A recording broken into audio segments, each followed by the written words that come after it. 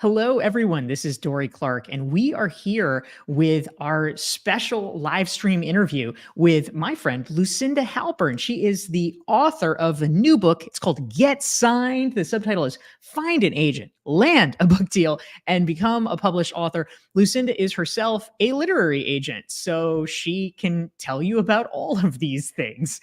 So Lucinda, we're really glad to have you here. Thanks so much. I'm so psyched to be here too. Awesome.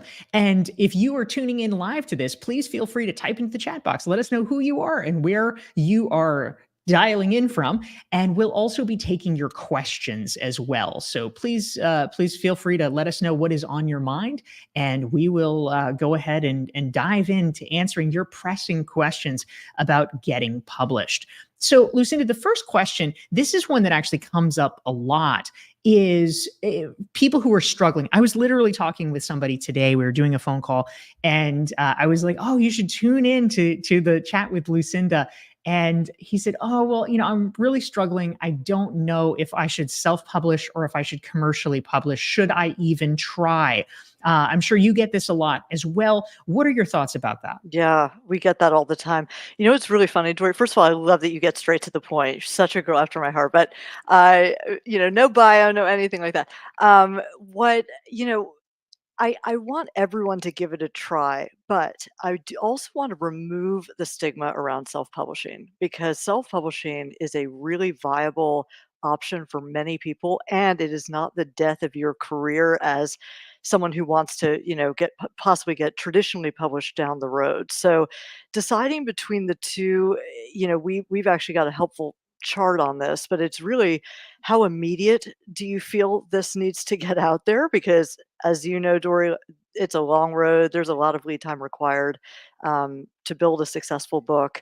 Is there a niche audience, or have you really road tested this, which is a core message in my book and Get Signed about is there a wider audience for this? And there are a lot of ways to do that before you just start submitting to literary agents. I always recommend give it a try, but give it an educated try.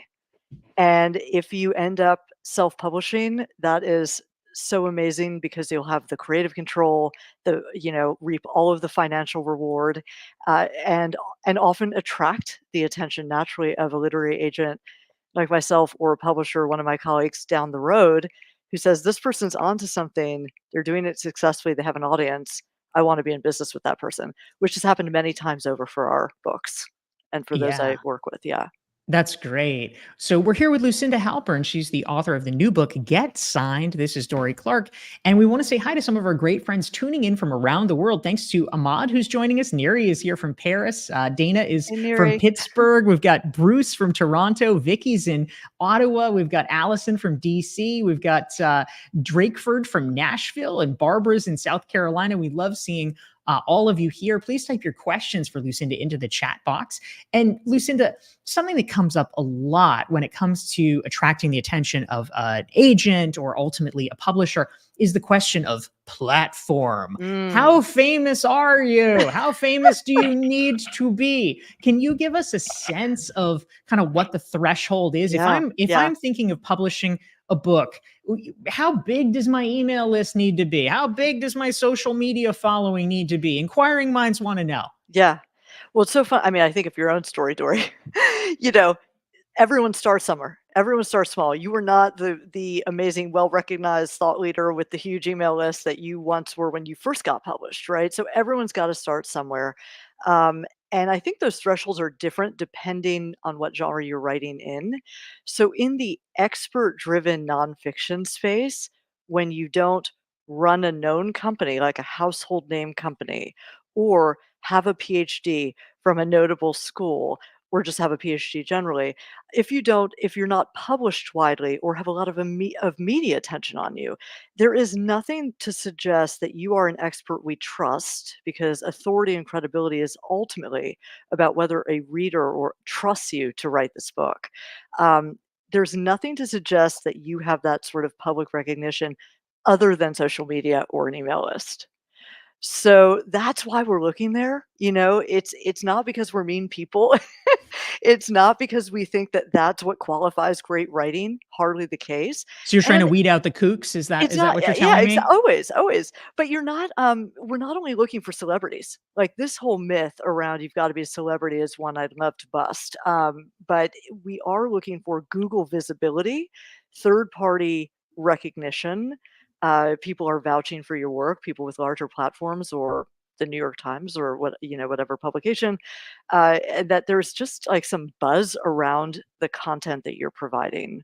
So if you want to talk about thresholds again, differing by genre, for expert-driven nonfiction, if people are writing that. So what I mean by that is self-help predominantly. Um, Memoir, the rules are a little different. I can go there if you want. I can talk to all of these genres because there are nuances between them. But for I this feel like sort of memoir, yeah, it's about either are you famous or is your story really screwed up? Is that like if it's a really screwed up story, it's like, okay, we haven't heard of you, but bring it, right? that Is is that hilarious. Oh my gosh, that is so funny. I think of memoir as being evaluated like fiction. So the editors that I do business with who acquire memoir, and I'm a memoir lover and reader, look for like what they call a great read. And of course, they're not getting to that great read until you've passed the pitch. So you can't really get in that conversation without that, passing that barrier. But it's more about, is this story cinematic? Is it cinematically told? Is it engrossing? Does it keep us, glued to our seats? Do we need to know what happens? And then, is there a takeaway? So there's this trend around self-help memoirs, which again I personally love. It's like, what can I learn from your personal story? But there are even just more otherworldly or like dysfunctional family memoirs that we all love too. What's the takeaway? How does it reframe our thinking? How does it change our behavior? How does it change our perspective towards someone we knew before? Those are the kinds of takeaways that editors and agents are interested in, coupled with that super engrossing, reads like a great novel story. interesting? Okay, I love that. Thank you. We're here with Lucinda Halpern. Her book is Get Signed. And if you're enjoying this conversation, you can learn more about Lucinda. Just go to getsignedbook.com and then you can pick up a copy of her book. That is a great thing to do. We want to say hi to Carola, who's joining from Phoenix. Sandy's in Dublin. Brenda's in Italy. Mickey's joining from Boston. Nina's here. Cristiano's in Munich. Ron's in Connecticut. Susan's in Brussels. Ernesto's in Miami. We've got a LinkedIn friend from Vermont. Tanya's in North Carolina. Wright is from Princeton. Katie is in Charlotte. Imad is from KSA. I think that is the Kingdom of Saudi Arabia. We are glad to have all of you here. Thanks. And put your questions into the chat for us. We'd love to hear what is on your mind. Now, Lucinda, I'll also mention Lucinda has some cool bonuses that you can Yeah. get. Lucinda, give me two of your favorite bonuses. What do Oh people my get if gosh. they go here? I mean, all time, hands down, the best bonus of this package that we're offering if you order the book, which by the way, this book is $17. Like, it's for I almost questioned my publisher. I'm like, we're packing a lot of information in this. But in addition to that, I interviewed 20 best-selling authors, agents, and editors, largely book editors. But some of the authors include like Mike Michalowicz and Dorie. I think you dropped me a line in this book. I certainly quoted your work a lot. Adam Grant, my own author, Chris Bailey, who wrote Hyperfocus, is, those are some authors to give you an example, fiction authors, editors at all the major houses. And they agreed to do 1 hour long video interviews with me, specifically speaking to what they look for in first time in all authors and book ideas and their strategies, like their it corroborated a lot of the arguments of Get Signed, but they also said it in new and different ways. And I think if you want to get published, would you do something strategic like listen to those interviews and then pitch the agent you heard and say you had a great line, or you know what I'm saying, like there's some strategic ways to get an agent's attention after looking at those videos, but also a workbook, a whole ebook we created that is supposed to be your accountability partner, to as a complement to the book. Like, what are you writing down? It's your little workbook, a submission tracker that was actually developed by our mutual friend Ron Friedman. That's the very one he used to why is that submission tracker so important?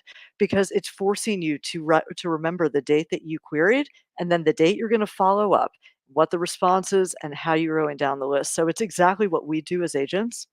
Um, worth saying, Dory, that this entire book, which is really sort of framed as how to write a perfect query letter, is actually two other things. It's how to write a timeless book that you are proud of. It's building the foundation for a great book, which makes the pitch writing kind of easy if you've done that hard work. And second, it's how to be your own best agent, how to advocate for yourself, how to use all of the shortcuts and strategies we use as agents to then pitch us and make our work easy. So those are kind of like the secret benefits of the book that you wouldn't know by looking at it. I love it, Lucinda. Thank you. That's great. We want to say hi to Lorena, who's joining us from Houston. We have Jamie joining us from Berkeley. We have Jose Luis in London. Hubert is tuning in from Paris. This is great. Suha is in Tampa. We love having all of you here. I'll also mention, by the way, if you're interested in this topic of how to get published, a number of folks actually on this call are members of my recognized expert community. Next month in March, our private, not on social media, but our private webinar that we're having as part of our recognized expert community is with an acquisitions editor for the publisher Wiley. So if you're interested in hearing from her and learning more about all of this, you can check out the recognized expert community. Just go to dorieclark.com/rex and you can learn more about all of that. But tuning back to the present moment, we're here with Lucinda Halpern. She's the author of Get Signed. And Lucinda, a question came in from the audience, and this is from a LinkedIn user. I think this is probably on the mind of a lot of people. Talk about the impact of AI. How can AI be helpful to us, or is AI going to mess everything up? Like AI can write all these books now. Like what do we even do about all this? It's so funny. I did a live event here in New York. I'm based in New York, and I did a live event the other day, and I said, if you have a question about AI, my publisher's in the room and you could talk to her because, we're all grappling with this, right? But I thought it was important in Get Signed to touch on the ways in which AI can be helpful instead of this like enemy that we think it is, because ultimately, I think we're going to all have to embrace this more as a resource to us than a competitor to human beings. So there are some ways you could do it. You could put your original pitch into AI and say, how would I haven't tried this, I really should. How would I revise this based on the Get Signed book? Maybe it does something like that. Or maybe you just say, how do I say this in a more concise way? You're asking it questions as a kind of thought partner to improve each draft. Like, how can I make this more clear, more concise, sound more elevated? And it will do those things. So it's a good it can just be like a good thought partner in this really weird way. And it can certainly sometimes be a good editor too, just in terms of brevity being so key to the pitch letter, to anything you're trying to say. It's like, how do you make sure that you're capturing the best points? And AI can be a great tool there. It can also be great for a book proposal, you know. But where its deficits are is that it's not a human being, and so it can't actually sum up your platform, we were talking about that before, in the way that we would wanna see as agents, because there's, like, a special science to that, and it can't really, be who you are, it can't really write with your sensibilities, so I don't think it's gonna, impact publishing to the extent that people are scared it will. Well, that is a relief. Thank you for Here's that, hoping, I'm Lucinda. an optimist. Exactly. Yeah, that's awesome. Yeah, I love this. Hubert is tuning in. He says, I asked ChatGPT to ask me questions so I can improve my text. I love That's that. That's a great. That's really so good smart. usage. I love it. Now, a question came in from our audience, Lucinda. Bruce is curious. Can you explain the value of having an agent versus Mm, you pitching the publishers directly if you yeah. are an author? Can you talk a little bit about that? Thank you. I love that question. So, where we begin in Get Signed is the actual value of literary agent, which I think most people think of as brokering a deal. They're going to get me a book deal. Well, a couple things are true. Um, One, even if you get an agent, doesn't mean you get a book deal, even if that person just like fights for you. But two, the value of a good agent is that they will be your editorial partner and champion from the start. So do not trust that agent who's like, "Oh, this is great to go. I'm sending it out to my colleagues." There are plenty who do that, and I would not get into business with them. The value, to come back to your question, is that publishers largely, and especially the big 5 major publishers and many of the independents, trust gatekeepers. They trust their relationships to filter through all of the submissions that they would otherwise receive without agents making the recommendations. So it's really critically important to trust that someone has those trusted relationships in order to get response, to get you the best possible deal, to look after your rights, to make this the big picture, commercial, widely accessible book it should be in the first place, and be your champion and your advocate throughout this complicated process when you want to keep the relationship creative with your publisher. So, boiling that down, it's very unlikely that you will get a deal with a publisher that you want to publish your book without an agent. So it's sort of a requirement. And two, there's a lot of value beyond just elevating your fee, looking after your rights, taking care of the contract. It's this lifetime partnership where we are actually invested partners in your book being successful. Yeah, Lucinda, that's great. Thank you. We're here with Lucinda Halpern. Her book is Get Signed. You can learn more and sign up for her list and get bonuses and all kinds of good things at getsignedbook.com. This is Dorie Clark, and we are here with our live stream interview. And some awesome questions are coming in here. Neri wants to know, to the point about platform, what do you do? I'm sure a lot of people who have tried pitching publishers have probably experienced this. She says, well, what if the publisher likes the idea but says, sorry, we don't see you selling 10,000 copies. 10,000 is sort of that's a sort of threshold for like, oh, that would be good. That would be successful. Right. So if Right. if they're just not envisioning that, what would you tell an author? Like, how could they kind of go back and, marshal their forces so that they could convince the publisher, like, no, I can do Yeah, that. yeah. Oh, I have a lot. First of all, hello, Neri. Neri's like a Dory and Lucinda Literary super fan. She's deep in the community, so nice to see you. It's a great question. I'd say it really begins with eliciting smart feedback. So instead of just taking that answer point blank, which is also one that an agent can give you, right? I just don't connect here. I just don't see this.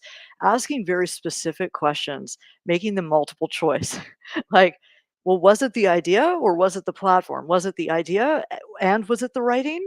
So I talk in Get Signed, I talk about the 3 keys to getting a book deal. And for those who haven't read it yet, sneak preview, it's platform, big idea, and great writing, but you only need 2 of the 3. So if you use that framework, you can ask these smart questions back to people who give you that response of like, so was it 1 or was it 2 or was it 3? Chances are you had at least 1, but 1 isn't enough to cut it. You need 2. So get the feedback first and then go back to the drawing board and see how you can pivot the idea. The best way to back up through evidence that you have a big idea that will be commercially successful, comparative titles. You've probably, if you're not new to publishing, you've probably heard the word comps. That means you are you're mining the data, not in a way that requires a science degree. You're just using Amazon to sort of see what is selling in your genre, right? Also, ChatGPT can be really helpful for that. ChatGPT. Yeah, totally. Absolutely. So there are a lot of tools that you can find out like what are people talking about? What is like what are the most current books? Focus on currency, not books that were published 40 years ago. That's going to date this book. But books that were published in the last 2 to 5 years is what publishers are really looking for to see that as successful. That's just one though. You can't just say, well, Glenn and Dory, like Dorie Clark has published this cool book and mine looks a lot like hers. That's not enough. You also have to prove concept, that you have road tested this idea, that people have come to it. I mean, this goes back to the platform argument that in some way there is as one of my editor friends says, a clamoring tribe. We don't see a clamoring tribe for this author, but that's what you have to show them. I mean, those are the ways to say, no, this is actually going to sell 10,000 copies. That's right. Clamoring tribe, A people. clamoring tribe. That's what we're after. I love that. I love that. Well, I have a quick and happy answer for this LinkedIn user. What is the price range for an agent? Do you pay them even if you are not published? Do you want to take this one, Lucinda? I think we're going to make somebody happy. Okay, I didn't know I'd laugh so much on this, which is so refreshing. So actually, agents work on spec, which means that we have to be incredible visionaries along with you. We have to have so much faith in this topic because we do not see a payday until a publisher actually buys the book and we start to monetize those rights, which aren't just the book rights, they're the audio and the translation and the film rights potentially, depending on what kind of book you're writing. So an agent is just taking you on until you both get paid, and that fee is 15% is the standard. Now that's actually increasing, believe it or not, because the marketplace is such that, the advances weren't what they used to be. And if that helps you understand why agents are just so damn hard to get, it's because we are not collecting a fee for all of that editorial work that we are doing with you and all of those coaching calls and all of those therapy sessions. That is actually in a commission if the book is successful. So the barrier to entry is high. Uh, I would say to this person whose name I cannot tell, there are increasingly agencies like ours at Lucinda Literary that are offering additional services to writers. So coaching, acting as consultants, whether that's like a sort of one-off or more of a regular one-to-one or group coaching, courses, events, we're doing all of that because there's a real need for it. People may not be ready to pitch agents, or they may be getting out with the entirely wrong pitch, the entirely wrong idea, and they haven't had the opportunity yet to consult an agent. So we've tried to make that possible. That's really helpful, Lucinda. That's great. Now, another question that I think is probably on different people's minds. This is a great one from Jamie. She's in the Bay Area. She wants to know, can you talk about partnering with ghostwriters if it feels like Mm. too heavy of a lift to write it all single handedly? Is that common? How much do they cost? How do you even find a ghostwriter, Lucinda? I just want to say, Jamie, I'm so happy you asked this question because I've been dying to talk about this question. Because, fun fact, at least 90% of our list, okay, let me take it back to 80 because we have a lot of fiction authors too, but um, say 80% of our roster at Lucinda Literary uses ghostwriting help. And I don't mean we talk about them as ghostwriters, but in fact, there are different grades of collaborative help. So we actually refer to them as collaborators. Often they're just editing you or they're just coaching you. They're just being your thinking partner in this. They're holding you accountable, or they're doing a full sort of ghostwrite, which for our business authors is like, it's a no brainer. A publisher is hiring you to run your business and to be the promoter, beat the drum for your brand. They don't expect you to be a trained writer that has had, many years at the New Yorker, right? So instead, you're pairing with someone who's actually an expert in that trade. Uh, Again, it could not be more common. It is the opposite of frowned upon. It's a huge benefit to an agent or an editor. Agents like myself, we represent ghostwriters. We will pair you with that person. That's another thing that, again, like tooting my own horn, I think is cool about working with Lucinda Literary. We have this stable of writers that we're like, this is the partner for you. Um, I used a collaborator myself in writing mine because guess what? I run a business. And I'm not going to fool myself that I am the great, American novelist. I needed someone to sort of like help me with this formula. In terms of the range of fees, I again, if you're working with someone on an hourly editing basis, it could be like 100 and up. And if you are working with Sun, Moon, and Stars, New York Times best-selling ghostwriter, you could be looking at, 25,000 for a proposal alone. You could be looking at up to 200,000 for a book. But I don't want these numbers to scare you because there are plenty of people who do it for half that amount, the proposal in the book. If you're working with a great agent, they can be guiding you editorial. So it's a village, right? You're not just on your own ideally doing this. Um, Ideally, you've spoken with an agent like myself to get that vital sort of developmental big idea feedback before you go make the cost, take the investment in a ghostwriter. But Again, couldn't recommend them more if you find the right person. Awesome. Thank you, Lucinda. That's great. Franz had a question. He wants to know, what is the smartest way of checking online if the topic of your book is unique or if the book arena is overloaded on the topic? Mm. Obviously, searching on Amazon would be one good starting place, but are there others? How do you know if there's like too much on your theme that you want to write about? Yeah. Gosh, I mean, this makes me it's been a while since I've read the book, but I do have, a first step in this six-step model, which is about how to land on your big idea, which I think is, like, so important. Um, it's a really good, smart question, though. I think that comps are always so comparative titles are always, a really good indication of what's out there on the book. So can be social media, right? If there's a lot of free content out there, then it's a sign that the shelf, the category is crowded, but every category is crowded because more books are being produced and the classics are still selling, so you've got to fit in somewhere. What I recommend you're bringing to the table is really crystallizing what I call in the book your VCO, your voice content or offering. So maybe it's just your voice. Franz, I don't know what genre you're writing in because a lot of these have nuances depending on genre, but if it's fiction, for instance, or memoir, maybe if you're writing a memoir about like a family, history or loss and affliction, we see a lot of those, and there are a lot that exist. Is it your unique voice that you're bringing to the table, or a unique takeaway if you're writing memoir or self help? Um, is there something like this is totally nerdy, but I even recommend going down the Amazon review rabbit hole of books that you love to see what was not covered and did readers want more of in those comps. That's a gap that you can fill. There's a void there for you to step into. So, those are just some sort of secrets. I'd love to think about it even more and write something on it because what a cool question. Yeah, that's great. Thank you. Well, yeah, Franz is based in the Netherlands. He's a great author, business author who is published by one of the leading Dutch houses and is looking to expand into the U.S. now. So That's amazing. And let me add one more thing, Franz, as this is a deep question to unpack that could take the entire session.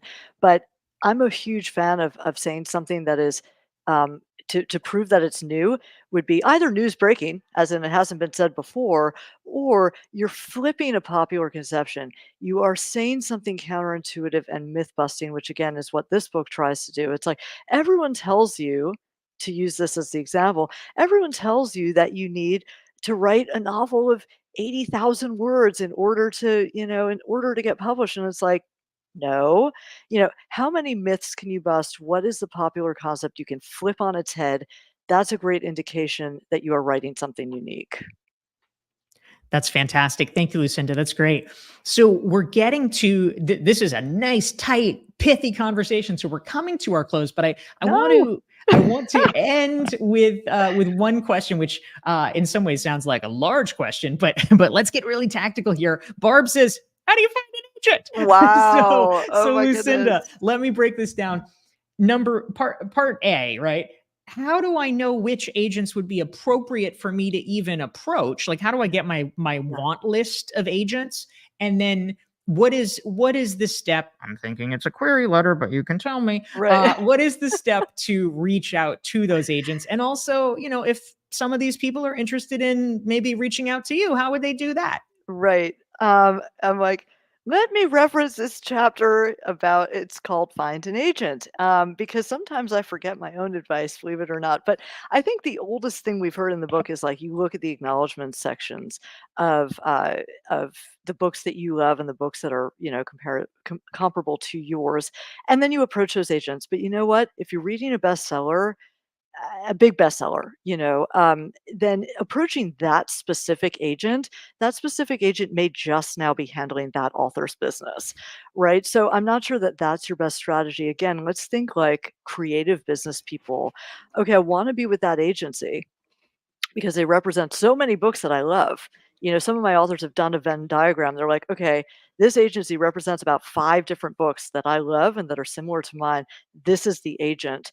Why is that a really smart tactic? Because now you get to write that agent a very personal, well-researched letter that you love, like 5 of these books and you've read them, and your book is similar. Why?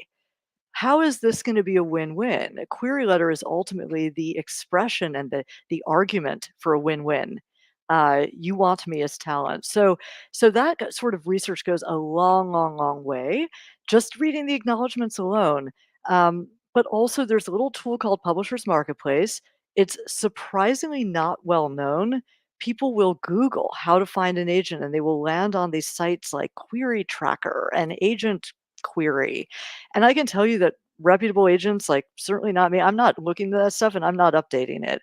I don't know what they're even saying about me. But I do know that Publishers Marketplace is where actual deals, direct email addresses, lots of industry news for a nominal yearly subscription and a free newsletter you get every day will give you this like trove of information for finding that agent.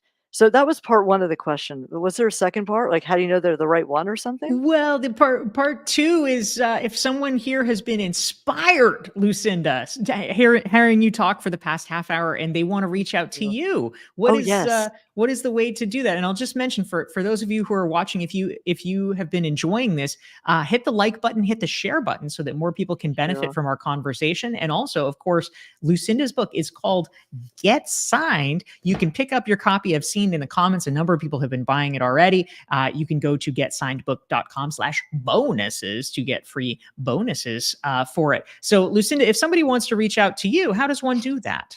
Yeah, I mean, I'm looking I'm looking at my pitches now, and I have to say they are so superior for people who are actually reading this book and applying the methodology. Is like a crazy leap that I'm seeing in our slush pile. So you email me. Unfortunately, it's just like everyone else. That's you've got to email.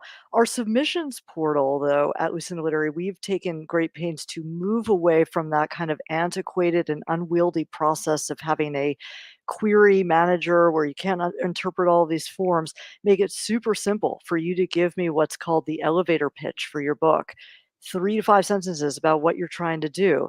A subject line that hopefully is going to highlight not a title that you're not sure about, but, you know, TEDx speaker, 3 ti self-published author, sold 10,000 copies, like, give us as much pack as much information as you can right into the lead of how you open. Mention your authority, mention your credentials. So that's right at Lucinda Literary's website if you wanna submit to us. And I'm certainly gonna find that you're coming in more educated if you've listened to this conversation and read the book. So, it'd be great. Would love to meet you guys. Amazing. All right. Again, this is Dorie Clark. We have been here with Lucinda Halpern. She's the author of Get Signed. If you want to make sure that you never miss information about these conversations or others, you can join my mailing list. You can go to dorieclark.com/subscribe, and you can get notifications about all the cool things that we're doing. And if you want to get Lucinda's book with the bonuses, go to getsignedbook.com/bonuses. Lucinda, thank you so much for joining us and sharing your wisdom about the publishing process. Thank you so much. This is so much fun, and I wish we could stay on and answer all the questions, but again, there are ways to do that through our website. If you have follow-up questions, I'd love to answer them, and I hope you guys enjoy the book and the bonuses. Thanks, everyone. Take care, and we'll see you for the next one. Bye.